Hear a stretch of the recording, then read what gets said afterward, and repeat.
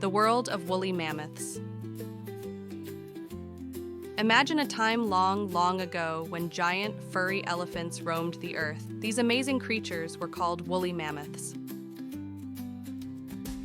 Let's dive into the cool world of woolly mammoths and their Ice Age adventures. Big and furry, woolly mammoths were huge, with thick fur to keep them warm in the freezing Ice Age. They also had long, curved tusks.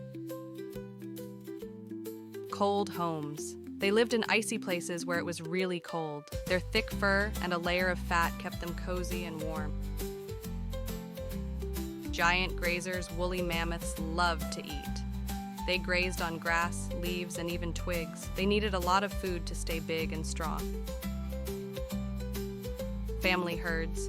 Woolly mammoths lived in groups called herds. They traveled together to find food and stayed close to protect each other from danger. Ice Age friends. During the Ice Age, woolly mammoths shared their world with other cool animals like saber-toothed cats and giant ground. Fossil clues.